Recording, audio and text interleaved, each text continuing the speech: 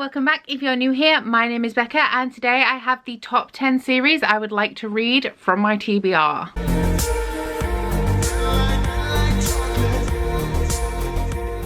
So you guys may have noticed that a week or two ago I filmed a video reacting to one of the first videos I ever made, which was this video.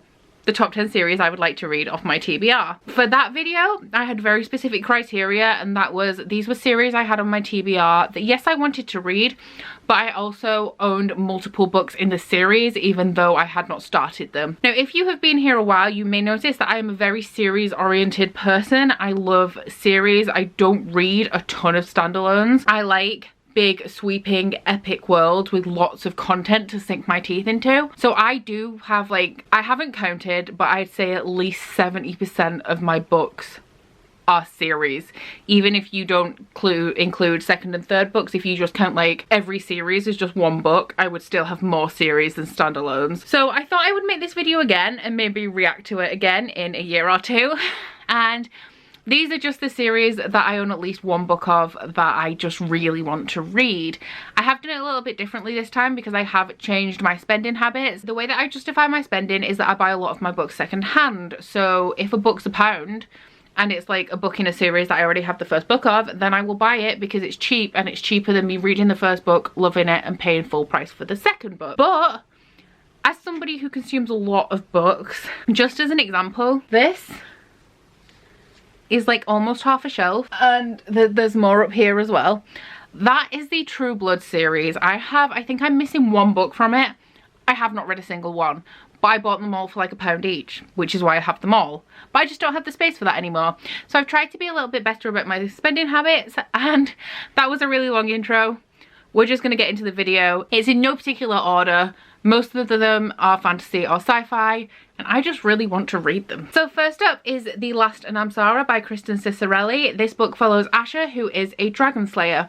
I do also actually own the second book in this because if you pre-ordered it, then you got swag. However, this is like a companion series. I think it's kind of like the Graceland series where each book follows different characters in the same world. The second book has just been released. I really want to read this one. I've heard great things from, I think Jade from JD Reads is the person I know who like really loves this series, and it has dragons in, which is just like, you know, my biggest selling point. Then we have City of Brass by S.A. Chakraborty. I did read the first chapter of this in a try a chapter tag that I did. However, I didn't carry on with it because I was reading The Rebel of the Sands by Alwyn Hamilton, and they are very similar settings. I only read the first chapter of this and then I went back into Rebel of the Sands and I was confused. So I only have one book left to read in the Rebel of the Sand series now, and then I'm hoping to get into this because I really enjoyed the setting and the atmosphere of Rebel of the Sands, especially because I was reading it in summer when we had like that huge heat wave in the UK. I was panned out in the garden sunbathing, reading a desert fantasy. This follows a woman who works in a world where magic isn't really a thing. However, she gets by as like sort of, it's kind of like what a fortune teller would be.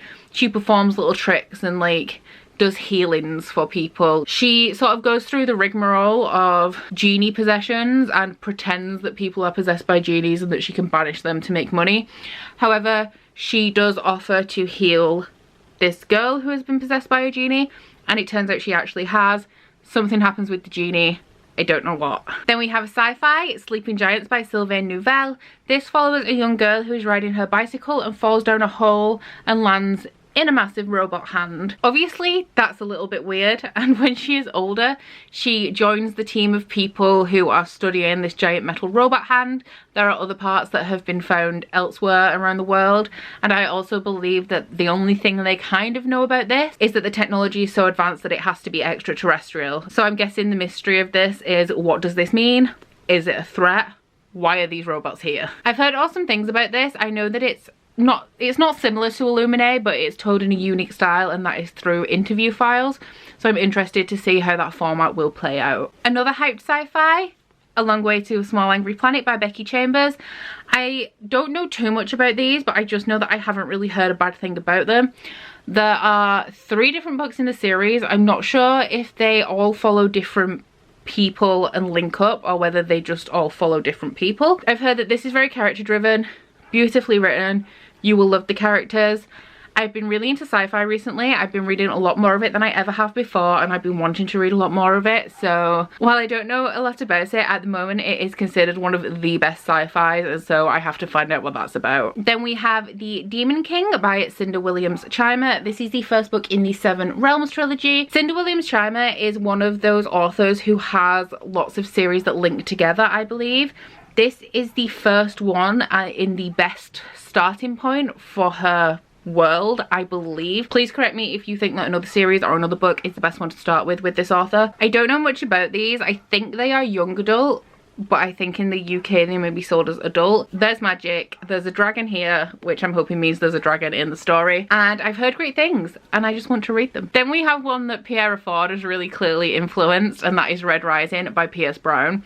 I have had this book on my shelves for absolutely years. Before I knew what booktube is, I didn't want to read this. It has a really tacky shiny printing, which generally to me says this is not a good book because it's a shit printing. Then I found Pierre's channel, who absolutely loves this, and you know what, it sounds kind of good, and Pierce Brown is really hot, which I've got to give his books a try. So what I know about this one is that it has a caste system, and I believe it's set on Mars, and there's mining, and the people in the red caste have been told that they have to perform this job to make the planet inhabitable for, I'm guessing, other people of their race. However, one of the main characters realizes that they have been lied to and the planet has been inhabitable all along, and they are essentially slaves. Guessing there's a rebellion. It does say on here Ender, Katniss and now Darrow, so from the Katniss reference I'm guessing it's like a rebellion. Then there's Six of Crows by Leigh Bardugo. This is the first book in, is it Six of Crows? Is it Six of Crows? Is that what the duology is called? I don't actually know. But this is the sequel duology to the Grisha trilogy. Now the reason that I haven't read this one is because I want to reread the Grisha, then read half of Language of Thorns, then read Six of Crows, then read the other half of Language of Thorns, and then read Prince of Scars. But rereading the Grisha is like effort because I've already read it. I know that you don't have to read the Grisha to even read this. Obviously, I have read them before, so it's not too bad.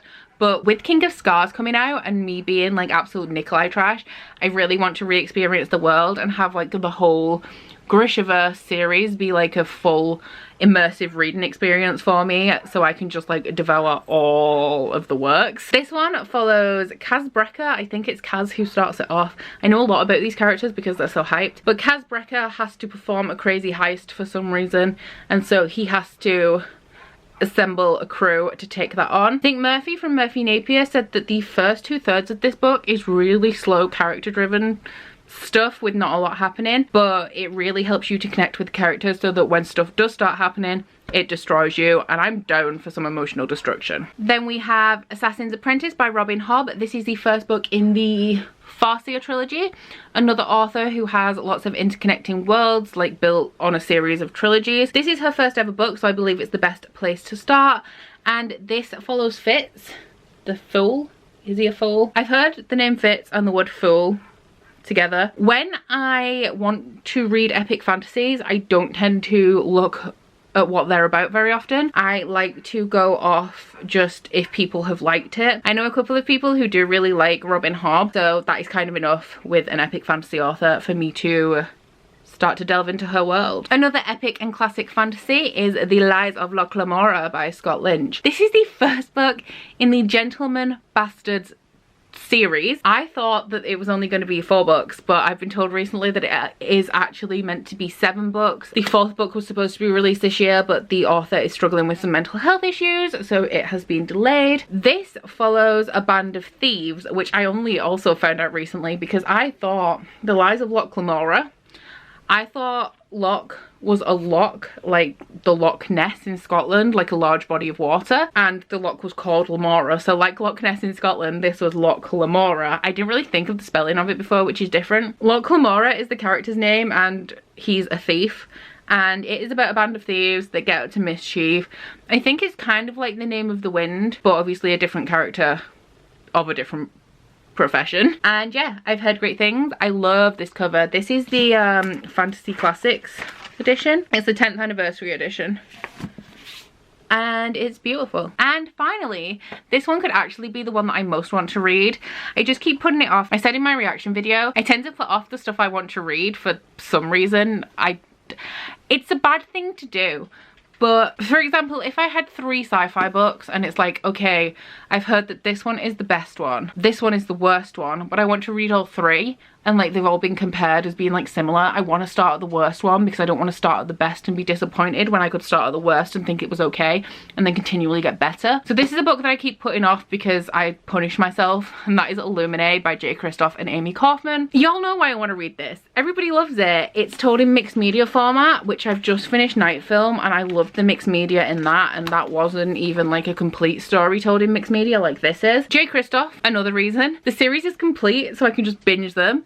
They're chunky, so lots of content, but mixed media, so not too slow reading. I just really want to dive into this world, guys, especially because the Andromeda Cycle will be released soon, which is the 2nd series that will be written by Kristoff and Amie Kaufman, and I just want to read it. I might make this a priority.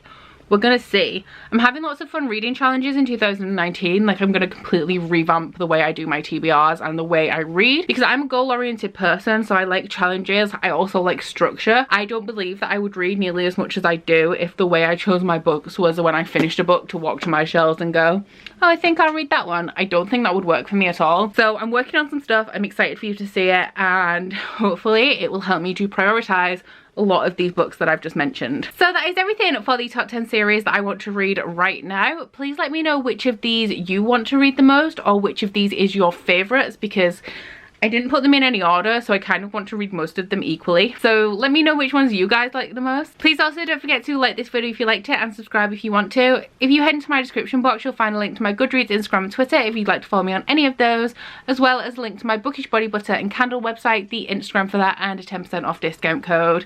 But that's it from me today. Bye! Oh, you bite your friend like chocolate.